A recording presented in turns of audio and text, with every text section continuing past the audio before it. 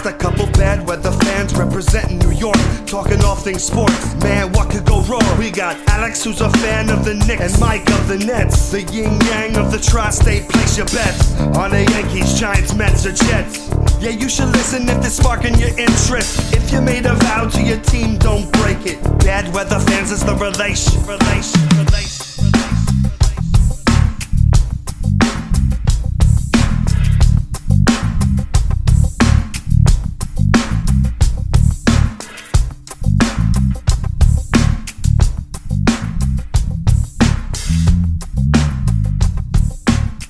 That's right. This is Bad Weather Fans, episode number 176. Mike Biseglia, Alex Benezowitz. But no Alex again. He is out, so I'm rotating in Net and Knick fans as we have conversations and gear up right now for the NBA draft, which is on Thursday night. And joining me in place of Alex, couldn't be more thrilled. I mean, last week we had a Net fan join, but now we'll rotate it back to, if you're watching this on YouTube, I count 1, 2, 3, 4, 5 too many Knick hats. You know him as Kunies, who said, I don't even need any kind of plug, any kind of introduction. I said, you are a man of the people. You're here just to talk Nets and Knicks. I respect it. Kunies, welcome to Bad Weather Fans. I don't know what to say. Thank you for having me, man. This is kind of like one of those things that you never thought would happen. But like all it started off with was like me hating your takes and me hating half of Alex's takes and listening to Bad Weather Fans a few years ago. And here I am. Yeah, now you're filling in. You're taking Alex's spot. You'll probably do twice a better job. Let's be honest. We all know that. You hated all of my takes. I think you and I agree on a lot of stuff. You might not like the team I root for, but I don't think you disagree with. You could say this. All right, Kunies. Am I an obnoxious Nets fan? No. I'm being dramatic. For clicks over here. But no, you are probably. Well, look, you're only like 2 of 7 Nets fans, right? So yes, play the hits. So you are by far one of the easiest Nets fans that I have talked to, and actually see both sides of the story. And there's always nuance with you, for the most part. I think we both have our topics that we're passionate about and kind of butt heads. But no, you're one of the good Nets fans. I'll say it that way. Just looking for compliments. I do appreciate that. Now, we were talking about in our pre-production meeting as we were going through our rundown and we were going through our topics of the day with our producer, and you were talking about that you actually have a lot of Net fans that are around you.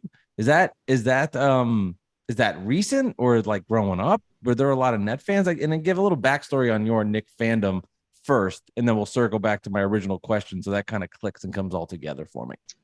Okay, so I mean, I've been a lifelong Knicks fan, lifelong suffering Knicks fan, just growing up in the area.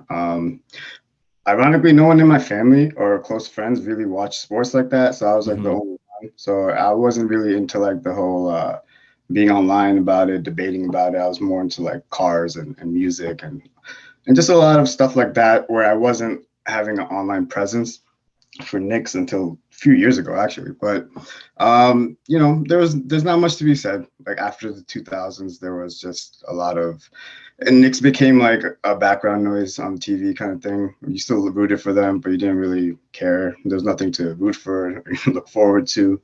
And then the mellow years, things started getting a little, more fun. And then, I don't know, man, time flies. Here we are, like 10 years later. But I've just been mostly, I've had mostly no fans of basketball in my life, not even my brother.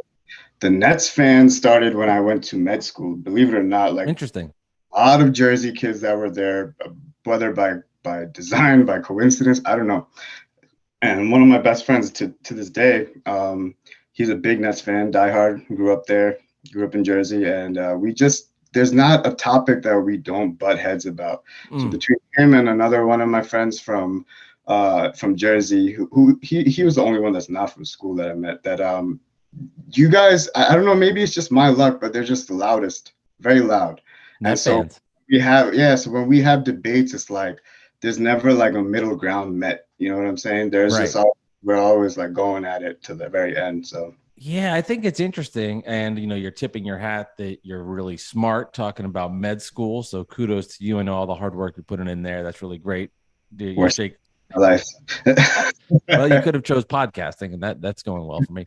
Um, but you're talking about button heads, and I think there is something too, and definitely in recency. I'm like, from my end, I've talked about this enough on Bad Weather Fans. If you know the show, if you know me, growing up as a Net fan and being a very small portion of the population that rooted for that team compared to the Knicks, I always personally have a chip on my shoulder. So I feel like for myself, if a Knicks fan starts saying anything, even if it has some truth and validation to it about the Nets, there's definitely a defense mechanism that goes up from Net fans that feel that way. And trying to put myself maybe in a Knicks fan shoes, who was the other way around, where the Nets were, you didn't really dislike them because you just didn't really care about them, to now having to care about them because you got annoyed by them.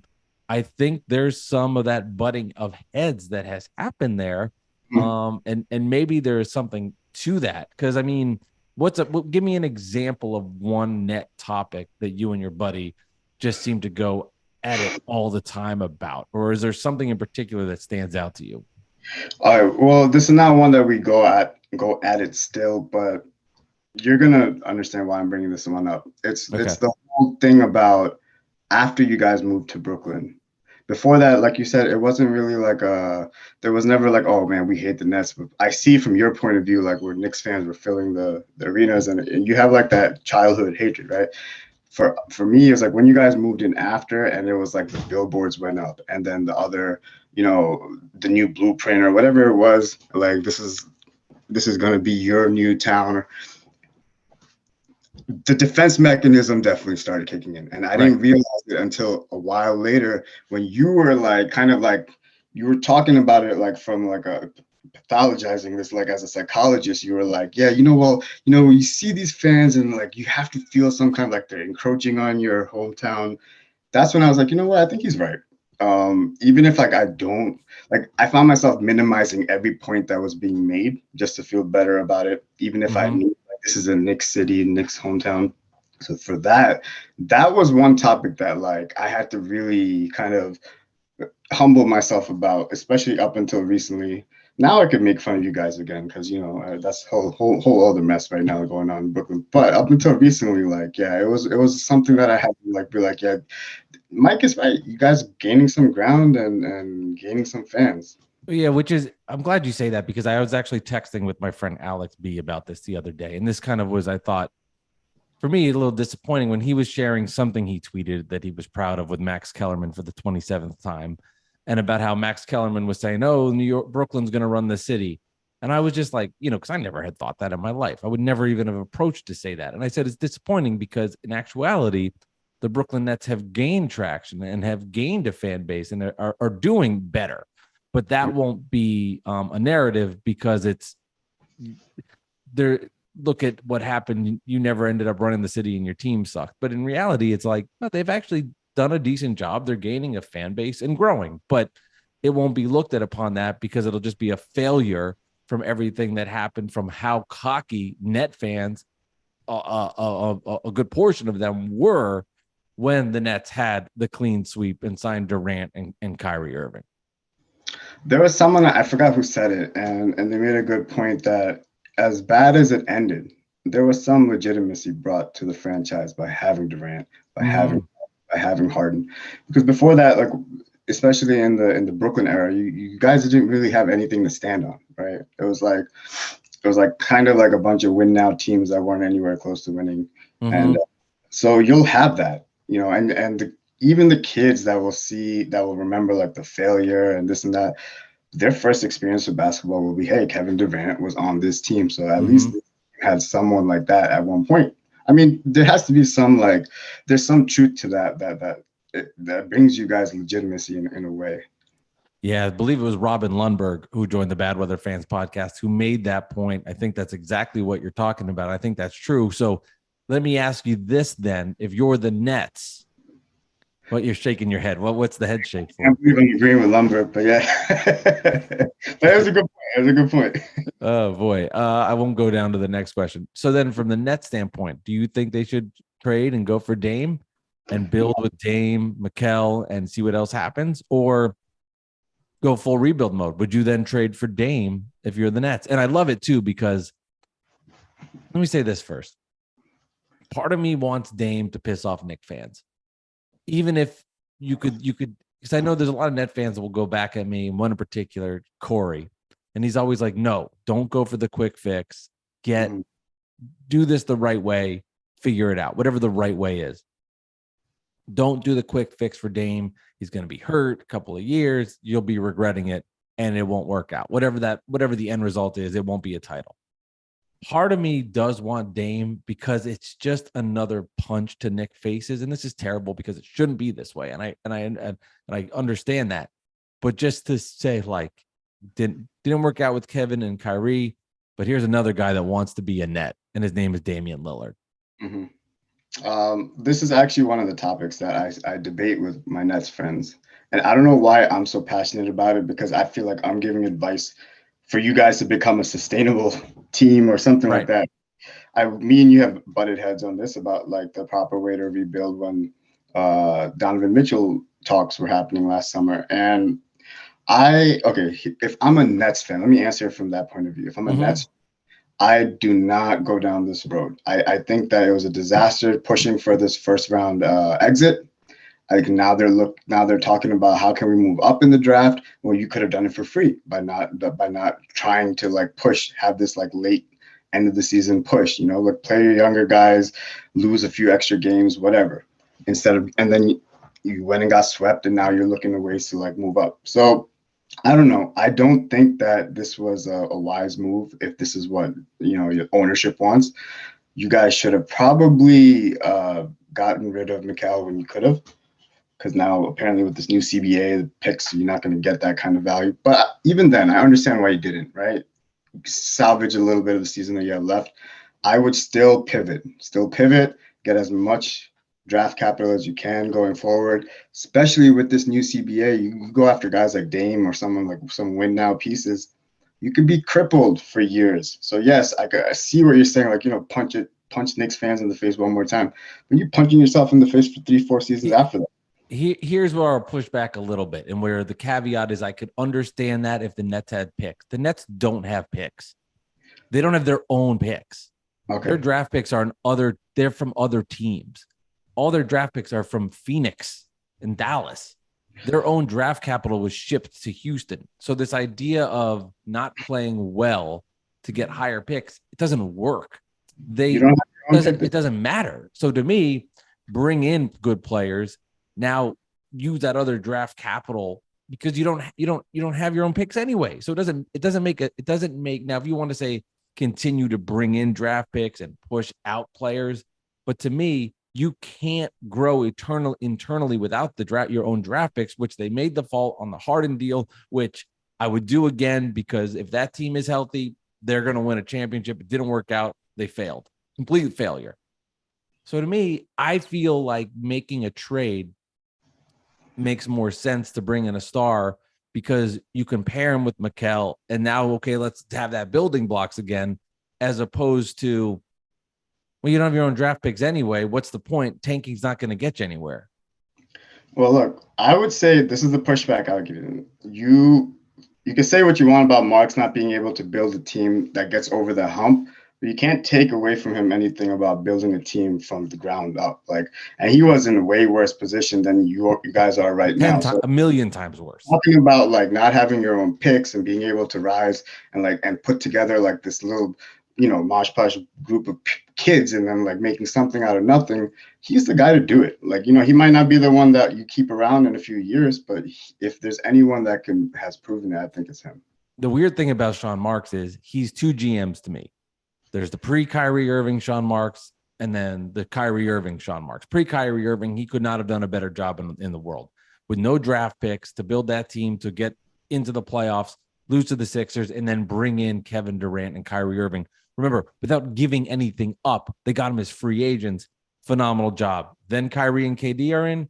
Mm-hmm. That was a failure. That was a disaster. So now it's like, what does Sean Marks do post Kyrie Irving? To me, I think will be what kind of solidifies what he is as a GM and will interest me. I do want to say we got a tweet here live. This is from Sham Sharania saying, developing. You ready? Not Knicks related. Washington is in serious talks with 2 finalists, Miami and Phoenix, on the Bradley Beal trade.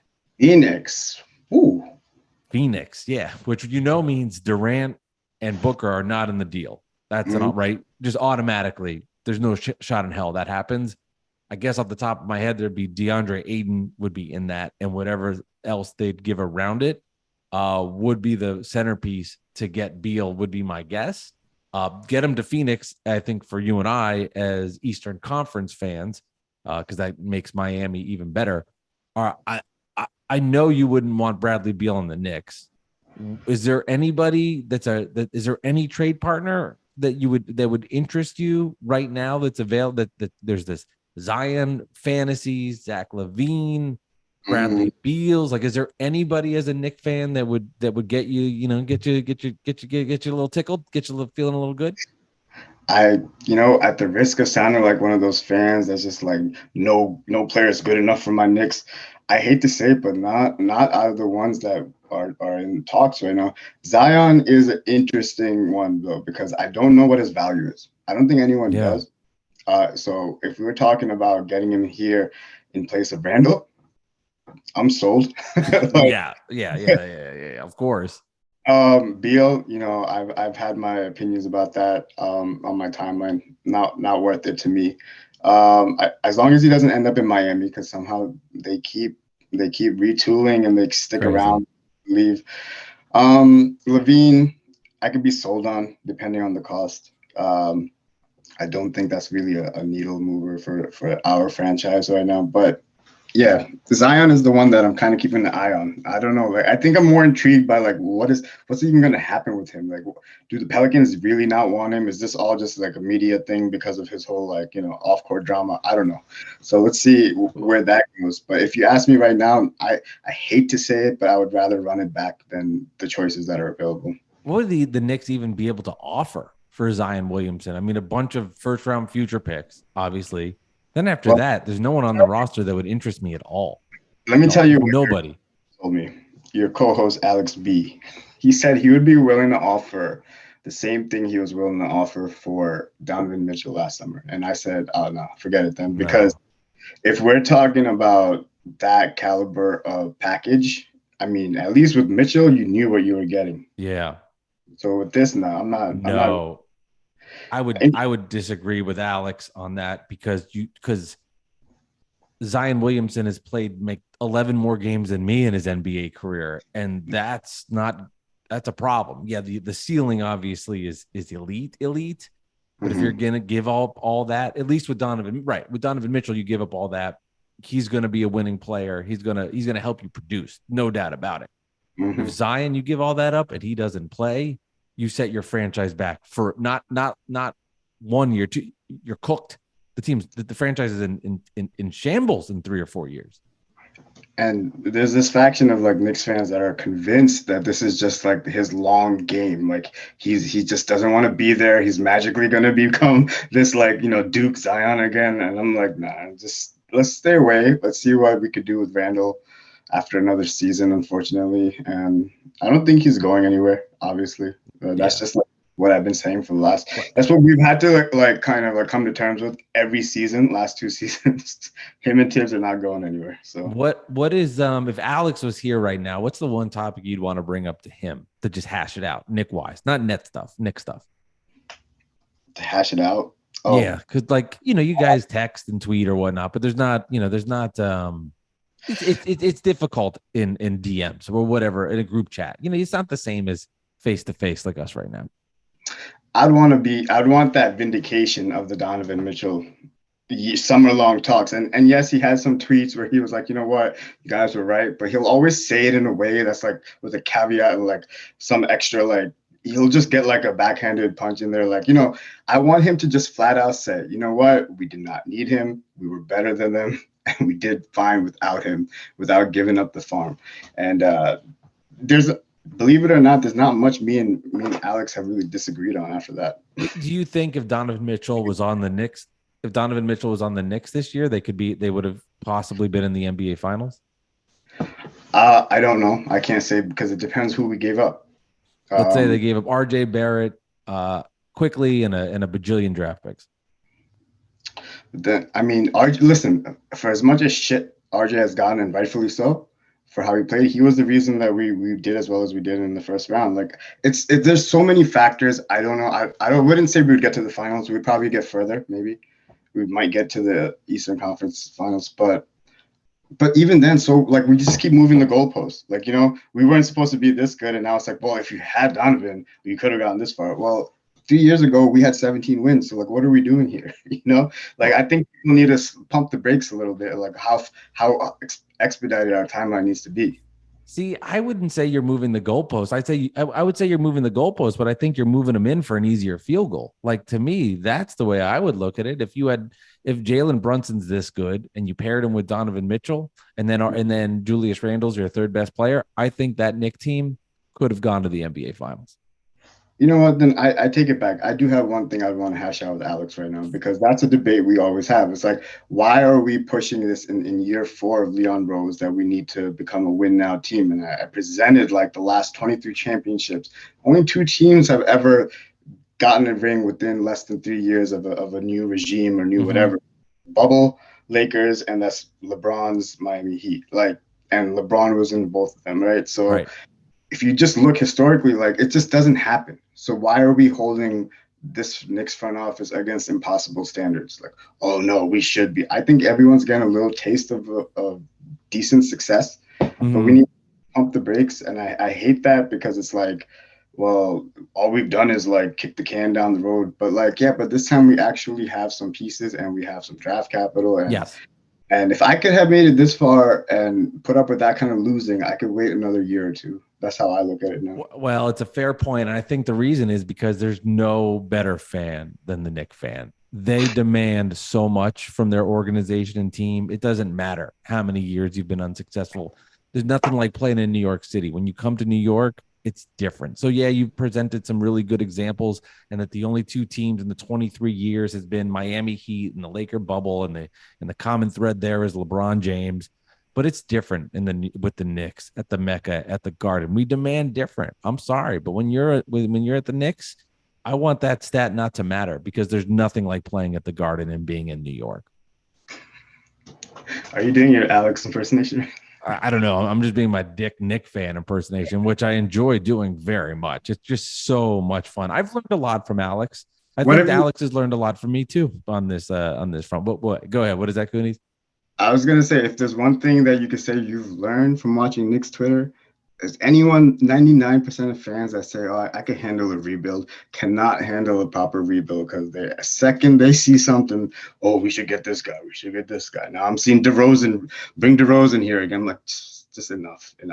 Yeah. Do you enjoy Knicks Twitter? I enjoy Knicks Twitter when I have nothing else to do. But I tried to. Like I was telling you before this episode, I was stay off of it, because there's not much. You could get consumed in it, man. Yeah. Like, I don't want to spend 4 hours talking about why we should trade for Zion or why we shouldn't trade for Beal. Let it happen. Last summer was like the worst with Donovan Mitchell trade talks, because that was like the first time we've had a superstar to talk about. Yeah. And I spent way too much of my life on this app. So I'm gonna try things a little different this year. I have too. I've cut back a lot. I'm sure you haven't. I don't really tweet that much. And just to get rid of the app at times, just to get off it, because it's so toxic. You can get yourself in a bad place. I mean, Knicks or Nets Twitter, it doesn't even matter. Like, both of them, you can just find yourself, in politics. Oh, you could put yourself in a bad mental state.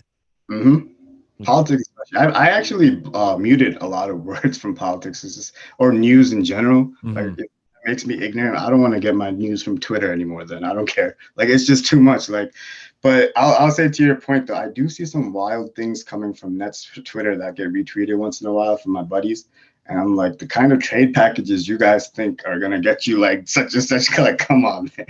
Well, that's every frame, man. I've seen it from the Knicks fans too that do the same thing. It just sometimes it's just it's just the worst. I mean, because everybody thinks they know everything and everybody has the best ideas. 99% of the time that's not going to come true.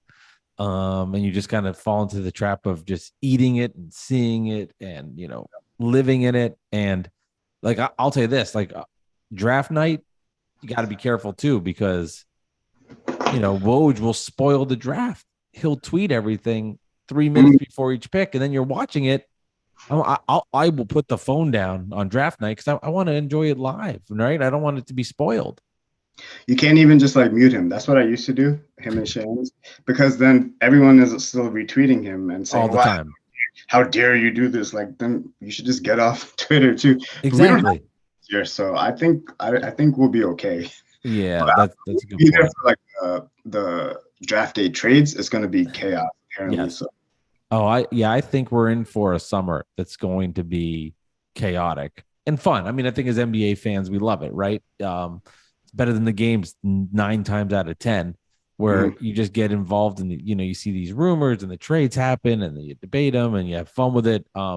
Is always a good time. So I am looking forward to that. Are you into the draft? Does that interest you, even with the Knicks not really being involved? I mean, you get like hyped up for it? Yeah, it's just like a yearly, something you look forward to, like a tradition. But with the trades this year, I really want to see what's going to happen. Now you're talking about like Charlotte possibly moving the second pick for Zion and like this and that. Like, yeah, right after Jordan just sold the team. Like, listen, if there's like, my girlfriend's originally from Bolivia. She just calls it like a long telenovela. It's just like a long soap opera. sure. NBA didn't realize how dramatic we are as male NBA fans. Yeah. And really saw what goes into these podcasts and spaces and stuff. So that's, it's gonna be fun chaos. Let me put it that way. Yeah, no, trust me. One of my favorite moments is after we recorded after draft night a couple years ago, and the excitement that Alex had for a player the Knicks drafted, Obi Toppin. And now like all these is crazy. Also, first of all, that Alex and I were recording back then. It makes me feel like I've been doing this with him for a while. That the Obi Toppin saga with the Knicks and now where he is in his career, he is by far my favorite Knicks topic from a Nets perspective, or not saying Nets perspective, an outsider perspective. I love talking Obi Toppin and how good he is. It's one of my favorite things to do. I guess you know how to get the Knicks fans going, man. And that's a soft spot for Knicks fans because I know. I was just so good. This listen, whether he's good or not, he did not get his fair shot. Sure. I will die on that hill. I mean, you've even said as much, but for he represents everything that is still frustrating about this front office and regime and this coach. Yeah. So he will always push buttons for me, and I would say maybe like 75% of Knicks fans. Then you have the other Randall stands that are like, well, he could never put 25 and 10 on the wrong, like whatever. So like those guys will just be like, yeah, let's get rid of him. But it is a hot topic, and now he's putting out videos in bodegas, getting his chopped cheese. So, he's doing his little New York City promo run right now. So let's see where that takes us next week. I know. And I'm saying, Julius Randle on a pod, was on the Paul George podcast. Did you listen to it? I don't think it's out yet, is it? No, it's not out yet. Yeah. I really said in the group chat, Nick's group chat, I'm like, which one of you guys are excited? How many of you guys are excited for this upcoming Randle? No one responded.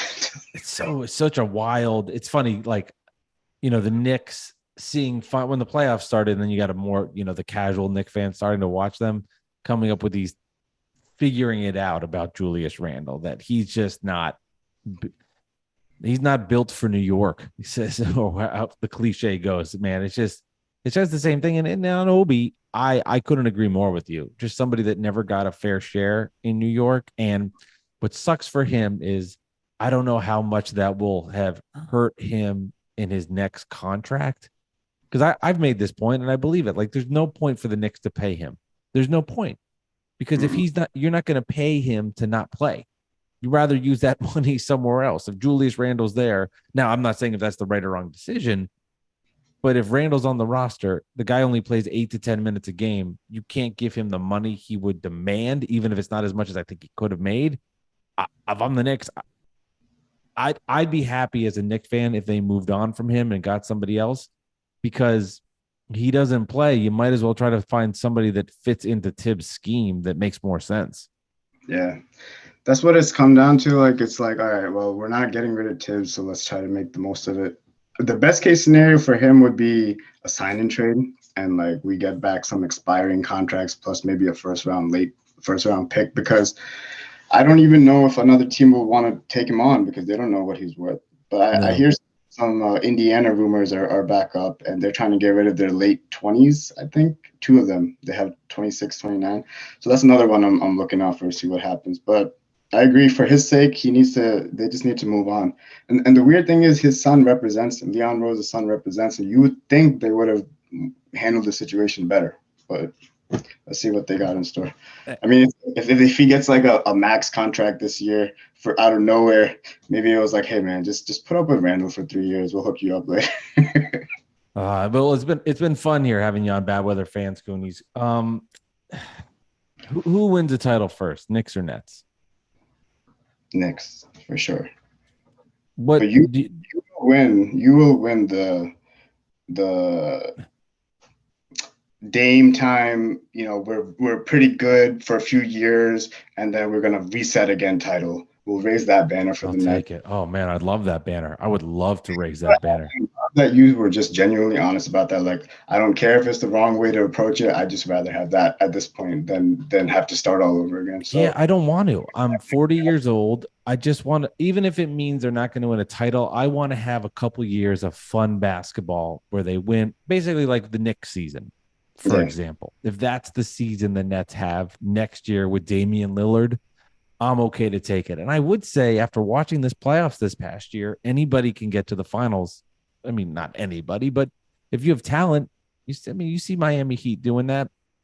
And injuries, there's so many factors that it wouldn't be impossible if you had a combination of Dame, Bridges, Cam Johnson, Nick Claxton. Maybe that is good enough as they all get older together. Maybe that is enough. Maybe that is the secret sauce that gets the Brooklyn Nets to the NBA Finals. How annoyed would you be? How happy were you when the Nets fail? How much joy do you get out of that? I think what was okay, because it was like anyone could have seen it coming from a mile away. I was expecting it. It wasn't as like, oh damn, they just literally fell apart last second. Like, your guys' star players asked out like 3 times each. So it's like you kind of expect it. But it was nice to finally it's not even about the organization. It's about the fans that really pissed me with it. And to hear them now doing that thing where they make excuses, or, well, at least we beat the Knicks 5 times. Like, I was like, all right, well, if that's what you're hanging your hat on, then that's vindication enough for me, buddy. Yeah, I mean, I don't know if I was somebody that was saying that, but I would say it does feel nice to always beat the Knicks. I mean, that would be true. And I know that, the Knicks fans would come back like, this is the best you got. I'd say, yeah, it is. It is beating you all the time. Now, the last 2 times didn't go that way. But yeah, I mean, I love it. I would say, I mean, it took 2.5 years until Alex got to have one against me. Yeah, that's true. And when you say that, it's different than when like the random Twitter user says, "Well, at least we beat you." I know how deep your Knicks hate goes, and how you're so petty that you will enjoy like the smallest thing messing up for us, just so you can enjoy that one moment. I forgot something you said in one of the recent podcasts. I was like, wow, he is petty, and I respect it. Like, yeah, it's grown. I didn't hate the Knicks that much during the Melo era. I really didn't. But there is something, you know what? I think this is the answer to it. When the Nets signed Durant and Kyrie Irving, I didn't go out and troll Knicks fans about it. Like, I was like, oh, this is cool. Like, they got these guys, and the Knicks, who clearly have more cachet in the history, did not. And I enjoyed it, but I wasn't out there like making it my agenda to be a dickhead to Knicks fans. I was really just more excited, like, man, maybe I'm going to see a title in my life. There's something I've been rooting for. They've got talented guys here. Like, that, maybe this is a possibility. And then I saw a lot of Knicks fans coming back at me, and I wasn't used to it, but because I wasn't the chatter of other Net fans. So then from that moment on, I said, I'm in. And now you're going to get me being a dick. And from that moment on, I've changed. It was never you. It was inevitable. All Nets fans are going to get lumped into those loud, obnoxious ones. I mean, you were probably you should have been one of those that were bragging on the clean sweep night. But after that, it was really like, you guys were all just one monolith of annoying Nets fans. That's right. That's who we are. Well, Kunies, you said there's nothing you want to plug. Is there Actually, one thing real quick. Yeah. I do just like how this Knicks Twitter brought us into each other's lives by chance. Like I was just a fan of Nickish. They're another podcast, bunch of guys from Queens, and I work with them now. And we haven't been really doing podcast stuff much. We're working more on apparel, so look out for some summer stuff that we've been working really hard on behind the scenes. And you can find us at Nickish NYC on Twitter. And we got some T-shirts and shorts and stuff coming along. Nice, very cool. Well, yeah, check it out. The guys do a great job, and of course, for Knick fans listening to this, please check them out, and for Net fans too that want some insight on Knick basketball. That's not just Alex. You can have it your way. Okay, final question: is there a favorite Bad Weather Fans episode from me and Alex that stands out to you? That you remember that you just there's like that from your perspective as seeing a Net and Knick fan talk to each other, was there one that stands out for you that you like the most? Oh man, okay. In recent memory, the one where you definitely ripped him apart for being wrong about Donovan Mitchell, because that one was that one was an issue I held close to my heart. But man, there was this shit. I'm gonna remember and have to bring it up after the fact. But there was this one episode where you guys were just going at it, and I was like, I think they're really just pissed at each other on this episode. Can't remember who it was or what the topic was, but I have to bring it back. But yeah, that, and I will say, not from an arguing standpoint. Whenever you bring on Richard Jefferson, I can't believe I'm saying this. He has been a breath of fresh air. I totally changed my opinion on him. Funny guy, insightful guy. I very much look forward to those episodes where he talks about the Knicks and gives his perspective on us. Thank you for stroking my ego. I do appreciate that. I do think it's a good point though. What you bring up about RJ is when you just interact with somebody on Twitter, it doesn't give a good indication of what they're really like, And when you get to, here we are having a conversation, and you take a step back and you realize there's more to it. And I think something you appreciate probably about RJ, which is similar to me on a different level, of course, is just being honest. I don't like the Knicks, but that doesn't mean, and I always say this to Knick fans that can't understand it. I'll say, well, what's your favorite football team? Oh, I like the Giants. Would you root for the Cowboys? It's the same thing, but you're in the same city. So imagine it from that perspective is always what I like to say. But Kunies, thank you for coming on Bad Weather Fans, doing a great job filling in for Alex. And as he mentioned, check out Nickish, the podcast, and the apparel that will be dropping, shirts, shorts, all that good stuff. So Kunies, appreciate it. Enjoy your NBA draft coming up, and we'll talk again. Thank you for having me on, man.